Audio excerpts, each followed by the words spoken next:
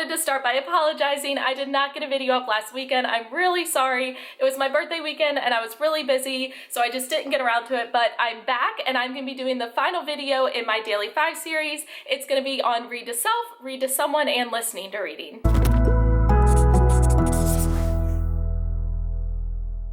For read to self and read to someone, there's honestly not a whole lot for me to talk about because they're pretty self-explanatory. Read to self just means the students are reading to themselves, and read to someone means the students are reading to another student. When I introduce Daily 5 to my class, I do start by introducing read to self.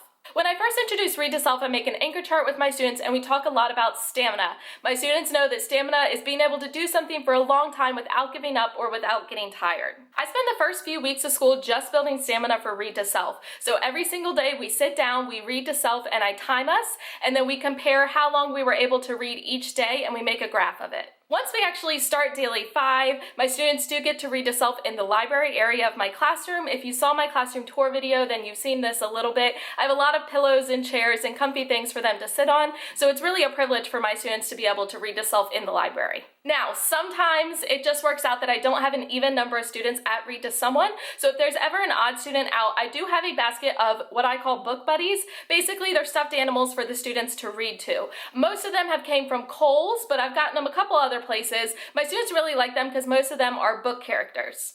I did want to give you guys a quick tip. If your students are anything like mine, they ask you for a bookmark at least 5 times a day. So I actually came up with a solution for that. I got one of these magnetic holders. I think it's made for like holding pens or pencils in a locker, but I got this from Target in the back to school section, and since it's magnetic and my bookshelves are metal, I just stick it to the end of one of my bookcases, and then inside are all these scraps of paper and laminated cardstock from just me trimming things for my classroom. So rather than throwing those scraps of paper away when I was making task cards or anything else, I trim them up into little pieces and then I keep them there for my students to use. So my students know that anytime they need a bookmark, they don't have to ask me, they just go over to it and they grab one.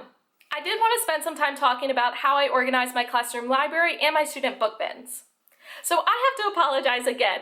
A lot of you saw my classroom tour video, and in the video I said that my library labels were in my TPT store, and that was a lie. My plan was to get them in my TPT store. However, the endeavor of making them in order to be sold was much bigger than what I thought it was going to be.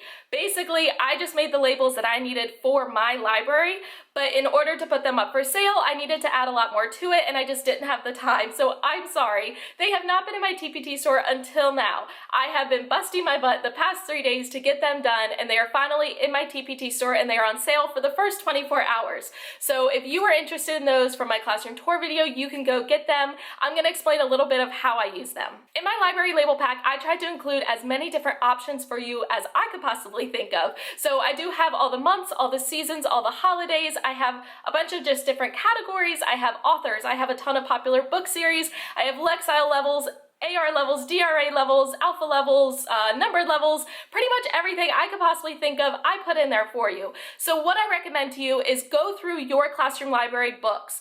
Start to put them into categories and figure out what's going to work best for you, because the way I have mine organized is probably not going to work for you because you have different books. So go through them, start to categorize them, and figure out which labels you're going to need.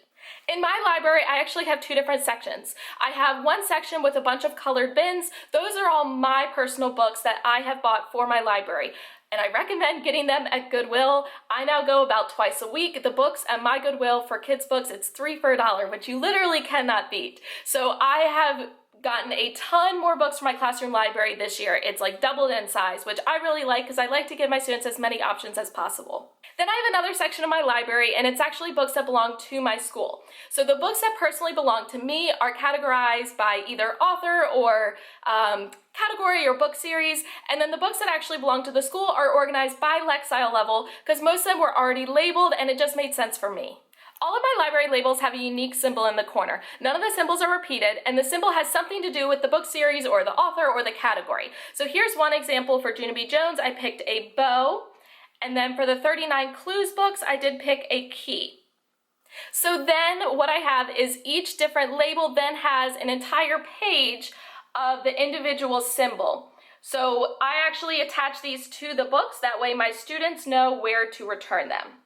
I know a lot of people that will print the symbol or the name of the category or whatever on Avery labels, and then they just peel off the label and stick it on the book.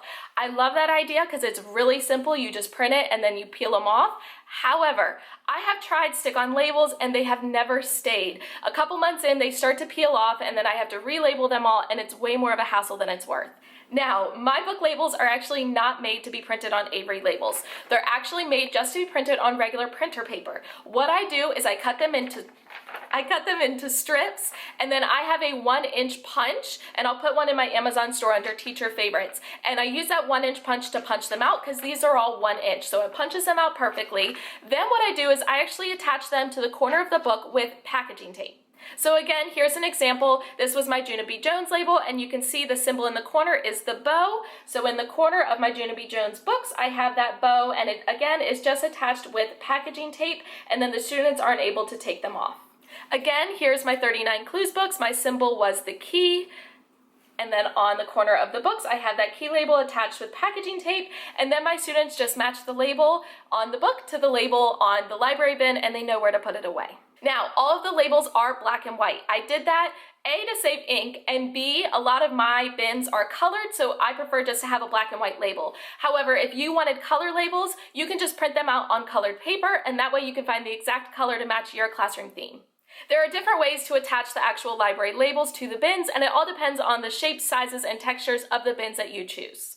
You might be able to just tape them on with clear packaging tape if your bins are flat and smooth. However, the bins that I have are actually from Dollar Tree, and they have a woven pattern to them, so taping them on was not going to work. So I just hole punch them in each corner, and I attach them with book rings. My labels are a little bit more on the smaller side. They're about 2.5 inches by 4 inches. So the reason I did that is I actually have a couple different size bins in my library. I have rectangular bins from Dollar Tree, and those hold most of my chapter books, but then I also have magazine holders that I use for my picture books, and those came from Big Lots, and they're a little bit more on the narrow side. So these actually will still fit those bins if you have those in your library. The last part I wanted to talk about is listening to reading. And I know I said word work is my favorite, but I think listening to reading is a close second. The number one best recommendation I can make for you for listening to reading is checking out Epic. Epic is both a website and an app, and it is free for educators. Epic is basically like the Netflix of children's books. There are a ton of books on there, and a lot of them have a read to me option, so it will actually read the book out loud to students. I actually have a set of 5 iPads for my classroom, and that's what my students use for Epic. So anyone who is in listening to reading will grab an iPad, they get on Epic, and they each have a pair of headphones that I had them bring in at the beginning of the year, so that way they can listen to it without disturbing the students around them. I'm going to give you a couple other ideas for listening to reading as well. One of my favorite things that I've ever came across are these Scholastic Storybook treasures. There's 20 different stories on every DVD. They're only about $5, sometimes even less a piece. They are in my Amazon store, so if you click the link down below, I definitely recommend you check them out. So I personally have the 20 back to school tales, 20 Halloween stories, 20 fairy tales, 20 animal tales, 20 stories for spring, and 20 holiday adventures. These are great if you have laptops in your room that have disk drives. Your students can just pop in the DVD, and it's really, really easy for them to navigate and choose their stories. If you don't have laptops in your room, I recommend you just get a cheap portable DVD player. I'll put one in my Amazon store down below. These are also great not just for listening to reading, but personally at my school, our dismissal time takes about 30 minutes. So the students are dismissed from 3:15 to 3:45. So some of my students don't get dismissed until 3:45, and they have just a half an hour where they're sitting in the room. So I love to put these on at the end of the day, and my students love to watch them.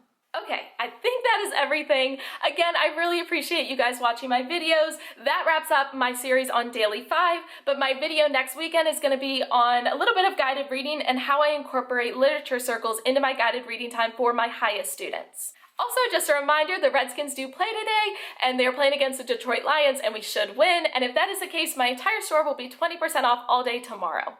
Don't forget to check me out on all my other social media links. They are down in the description, and I will see you guys next weekend.